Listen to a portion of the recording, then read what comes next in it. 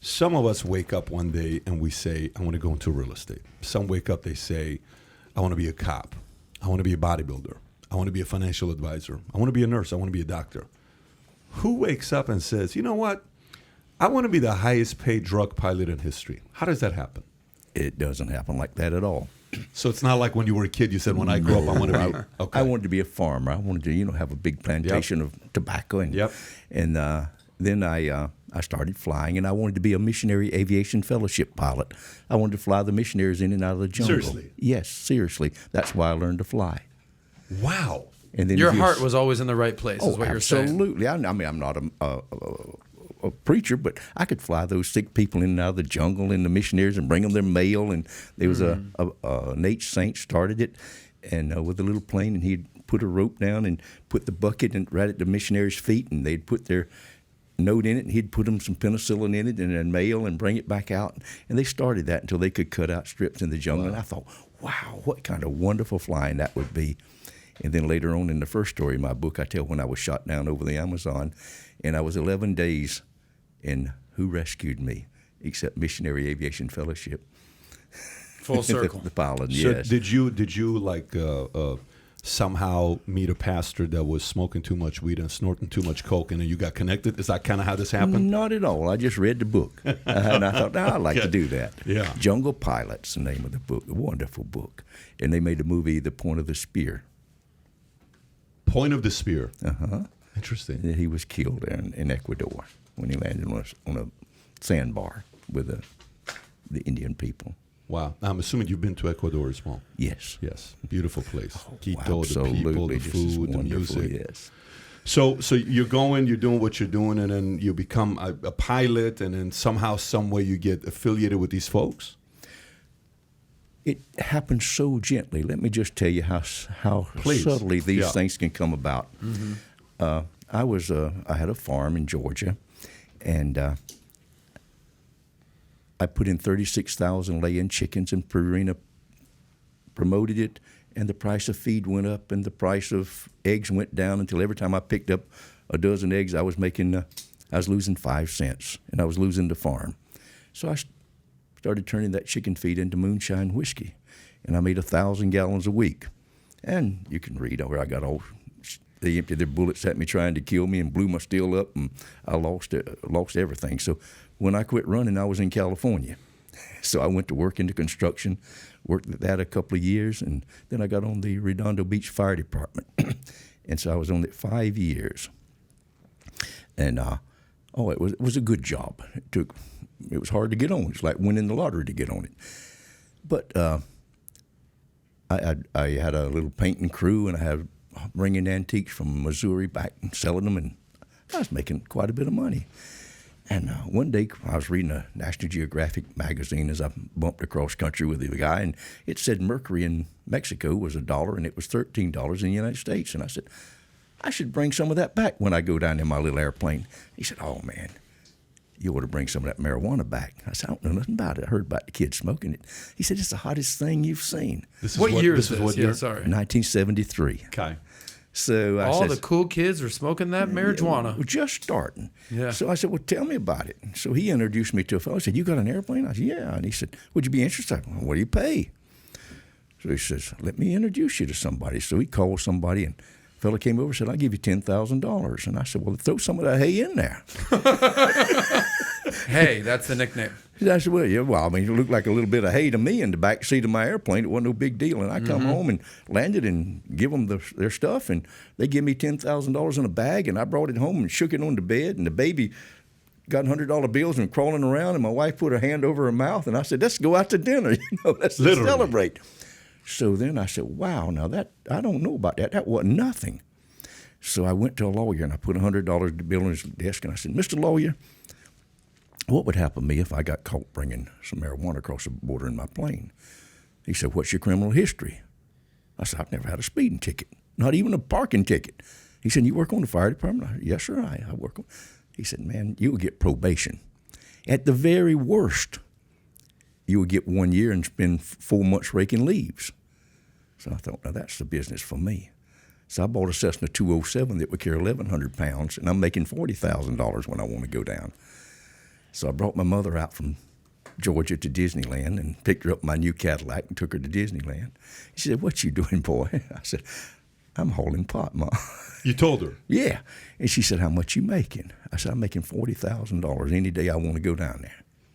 She said, "What do they do if they catch you?" And I told her what the lawyer said. And I said, "What do you think, Ma?" She said, "Do you need a co-pilot, son?"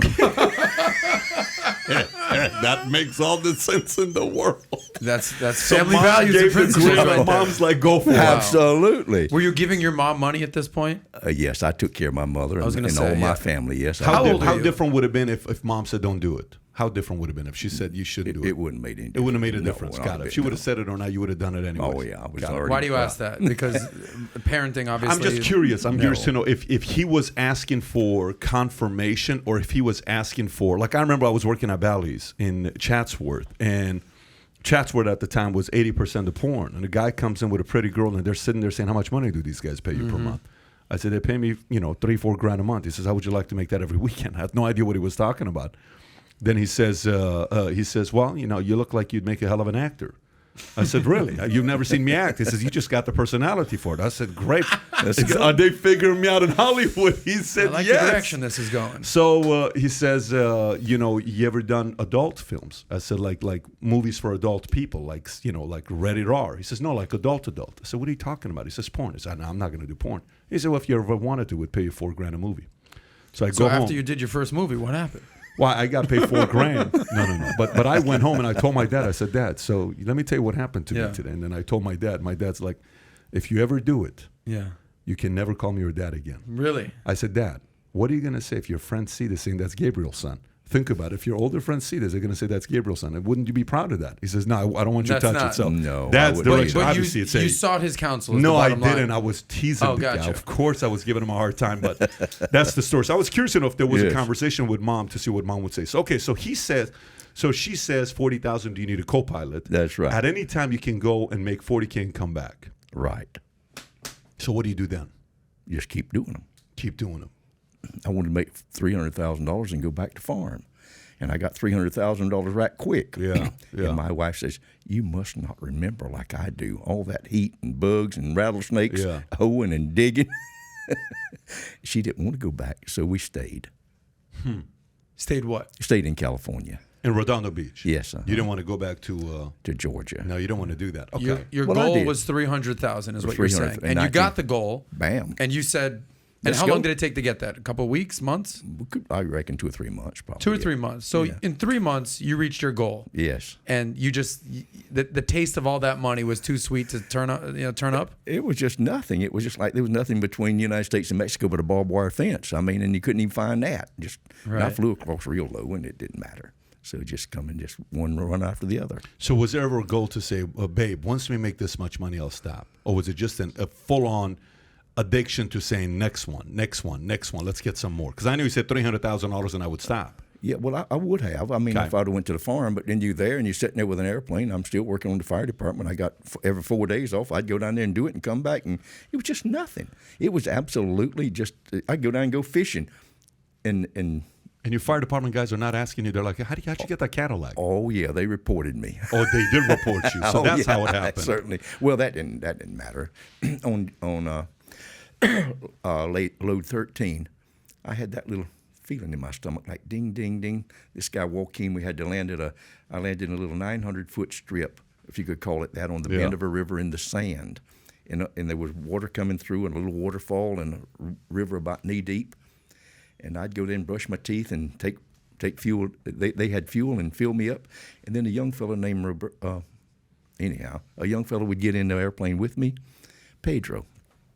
And we would go over to where he would tell me to go on the highway, maybe 20, 30 miles away, and they had 2 trucks and machine guns on it, and I'd land between those trucks, and they had like a bucket brigade. They'd put the marijuana in the airplane, and I'd shake hands with all of them and take off, and there'd be 20 or 30 cars parked waiting, a highway patrolman in there with no lights on, and I'd take over that and go home and unload it. But on day 13 on the morning, we got in the plane, and pow! I thought a tire blew out, and I looked, and he said, "Policia, Roger, policia, policia." And it dawned on me, but we only had 400 feet from the end of the runway, And because I'd parked down about halfway, and just at daylight, I just brushed my teeth in the river, and these men around there, and I just it was a Cessna 207, a big stretch Cessna. And when I got to the end of the runway, I just pulled it up, and when I did, there was 4 of them that just riddled that airplane with 4 AK-47. They put 80 bullet holes in it. Hit me across the top of my head, knocked my kneecap off and the end of my toe, and then shot his foot nearly off. And so I thought, I mean, the windshields was all out, and they'd hit the tank up on the other side, and the gasoline was just gushing in on me. And they hit the strut right by my head, and spattered it all in my face. Hundreds of pieces of lead just spattered all over me. And I thought I was going to die. I really did. I thought I was going to burst into flames with all that gasoline. And I just pulled the power, and it went to hit that river, and it looked like huge turtles, the way the rocks were formed. I remember seeing. And when I hit, the wings came off, and the next time, the nose came under the plane and stopped in the water. And I was knocked out. He was shaking me, Roger, come on, Roger, come on. So we jumped out, and they were still shooting the plane, and come on, hit. Well, on top of the radio, I had taped in a holster a 9mm. You pistol. were ready. No, I just had that in case I crashed somewhere. You would like to have something in the jungle. I didn't have it for people or nothing. Just had something, kind of, I don't know, just like a little survival kit. Yeah. Self-defense. Yeah. So anyway, I took that pistol and they was running down the runway toward me, and I shot a few shots, popped a few caps, and they ran in the stones. There were big boulders everywhere, and we started running, and I saw that Pedro's foot was nearly shot off. I mean, it was just a shot through and I took my T-shirt off, and it wasn't even bleeding, but it was just torn out, I guess, the stress. And we went up the hill through the cactus, and there was an old donkey, Charlotte, and he caught that donkey, and we got on and rode till we came to a little house, and there were some people, and they went for help. We sat there all day long, and that's a heck of a story. I can finish it if you want me to. Then what happened? How'd you get out of it? All right, I'll finish it then. So there was a little house, and I see and a man plowing with a cow and an ox, a cow and a little mule with the harness over him, and he was plowing, and so Pedro talked to him, and they put us in the house, and the woman put cloth and put diesel fuel all over us to keep the flies and the bugs off, and we sat there all day long. And about dark, about 20 horses and mules come into that yard, click, click, click. And there was a doctor there, Dr. Benjamin Soso, and he got in there, and I have a slug in my foot, and he was trying to find it, and he gave us morphine and shot us up and gave us tetanus shot and whatever. He said, you got to get out of here. They got roadblocks everywhere looking, and they think the Americans in here are dead because of all the blood that was in the plane. So they put us on mules and horses, and we rode to a road. Till we come to a dirt road, and there was a big truck. It was a 10-wheeler, and it was loaded with corn in the ear. And they dug holes in that corn, and all those Mexican guys got on there with the big hats and serapes, and I guess it was kind of cold, and we put us under the corn, and that truck would just, and the corn would fall over us, and they kept pushing my face out. And we came finally to the highway, and they got us out. Oh, we got stopped 3 times by. Did you pay these guys off? Or no, You they didn't were pay them? just. So why would they help you? They just wanted to be helpful. Oh yes, they just. Did they know who you were though? Did they have an idea they had who you to were? do. But anyhow, they're wonderful people down in Mexico. They're wonderful. Yeah. Just they helped. But they knew you were on the run. Oh yes, People on the because inside. They knew all that. They knew you were on the inside with who? There's a Mexican cartel at this point? No, there was no such thing as that. It was just country folks, just farmers, and it was growing pot. But these were just people just helping us. And that Dr. Benjamin Soso, but they got a taxi for me to go to Guadalajara because they said they got all the roads blocked north. So they got a dwarf guy to come, and he had a new car. And he talked, and they propped me up with the pills and bandaged up, and they got some clothes for me. And I remember that night we talked all night long. And again, I said, do you have any children? Oh, si, senor, I have a beautiful wife and 3 boys. Let me tell you how I got my beautiful wife, Dora. He said, you see me. No girl would look at me. But there was a girl in the village that I had my eye on, and she was playing in a band. She was playing the flute at the back, and I grabbed her and pulled her into the yard, and my mother helped us get in the house. And I told her I love her, and we sit there all night, but she wouldn't look at us. And the next morning, Senor, we had to let her go. So she went to her father, and she knocked on the door. And he said, "Get away from here, you prostitute. You've been away all night with some man. You're not a daughter of mine." And she walked away with her head down. And I said, "Dora, let's go talk to the priest." And Senor, that's how I got That's like my marriage. Wow. Well, I'm not through. Let me just Yeah. just a little bit more. And he said, and then 1 year later, we had a beautiful baby boy, and I had a Ford, and we named him Ford. And the next year, Senor, you won't believe it, but we had a beautiful baby, another boy, and I had a Dodge, and we named him Dodge. And I know, Senor, you won't believe this, but I guarantee 3 there years was no later, Teslas, though. 3 years later, we had another boy, and I was driving a new Chevrolet, and that damn priest wouldn't name him Chevrolet. I had to teach him to drive to get him to name him Chevrolet, and that's how I got my three boys, Ford, Dodge, and Chevrolet. Unbelievable. Can you imagine naming your kids after 3 cars? It's kind of like 4 brothers, Dallas, Denver, and what was it? You know. So if you like this clip and you want to watch another one, click right here. And if you want to watch the entire podcast, click right here.